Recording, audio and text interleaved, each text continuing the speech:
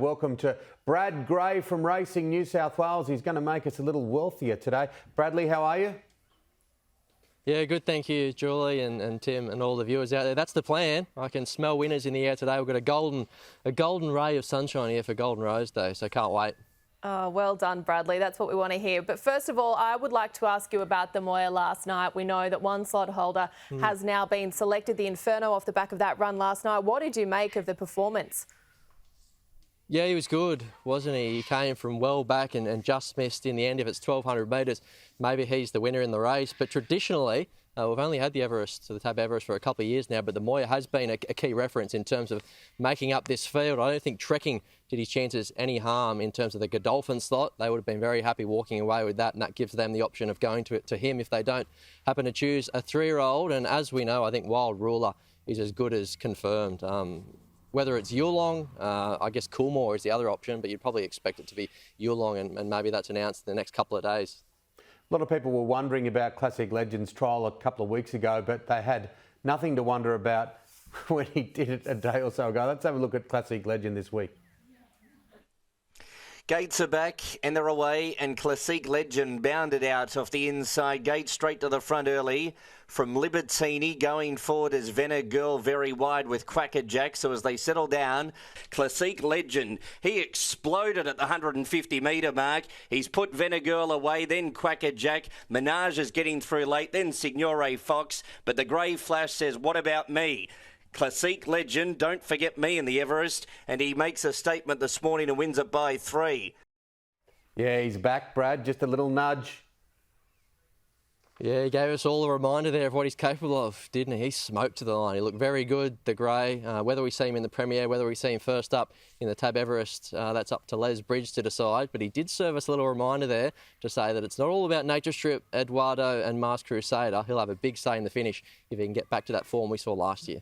And of course, the Bunnies got up last night, so Les is in winning form. It might pay to pay attention to Les this year, as he keeps reminding us. Libertini was also in that trial. Brad, she's now in the Everest for the Aquis slot. What did you make of that call? Yeah, I think it's a good call. I think of the horses that were remaining, I think she chose herself because she'll go into the race fresh. We know she's a dynamite fresh mare. Anthony Cummings will have her ready to go. She probably could have done a little bit more in that trial, but Anthony's got plenty of time to get her ready. And if she rocks in the form that we saw in the Premier first up last prep, she's a big player in this, and I think she's one of the better smokies at the moment. Yeah, it's got all the intrigue, hasn't it? It's building beautifully, the Everest. Now, we are back at Rosehill Gardens today, as we mentioned. Animo is a short price favourite for the Golden Rose, but I must admit, I like Remark. I still like Remark.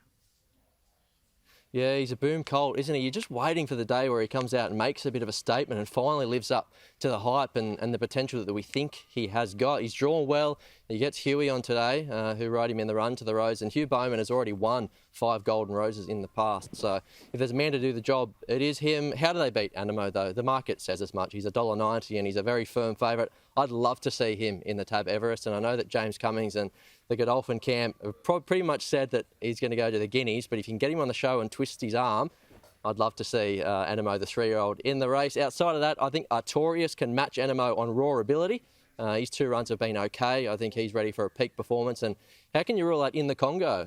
He's tough as old boots, this horse. He'll be out in front. And Rosehill playing firm and fast today. Who's not to say that he can't slip and just score a winning break there on the turn? Well, who are you liking in the Heritage today as well, Brad? Because there's a couple of runners, Home Affairs and the like, to keep an eye on. Yeah, you're right. It's an intriguing race. Home Affairs is, of course, a Coolmore potential slot holder, so maybe it's one to consider in the race. Off a little setback, though, which is certainly never ideal. I've gone with one at a bit of odds here, guys, and I think one of the better roughies across the day is Mautai for Tim Clark, a speedy horse, comes out of the right form races, and as I've referenced a little bit earlier in the show, I think today could be fast and furious there at Rosehill, and it's hard to make up ground. So this horse will put himself right on the speed, and wouldn't be surprised to see him run a bit of a race. What else should we write down? Either a favourite, or we don't care how they come, really. Just as long as they get to the finish. Yeah, that's right. A short price. Yeah, well, a short price winner is better than a long price loser, as they say in punting. So as far as the best of the day goes, race 6, number 1, Imaging for James McDonald and Chris Waller. 9 of the past 10 races this horse has been in have been in Group 1, so it's a nice little drop back in grade on his home deck, a firm deck suits, and I think Barrier 1, he'll get absolutely every possible chance, guys. So we'll pin our hopes to J-Mac today, and I think if you follow James McDonald really closely, you'll be doing well because he's got a really good book of rides. So that's your tip today, James McDonald. That's some good intel there, Brad. Thank you. Yeah, that's right. That's why you get me on the show, don't you? All right, Brad Straight Gray. to the top. Thank you so much for joining us. We'll check in with you again next week.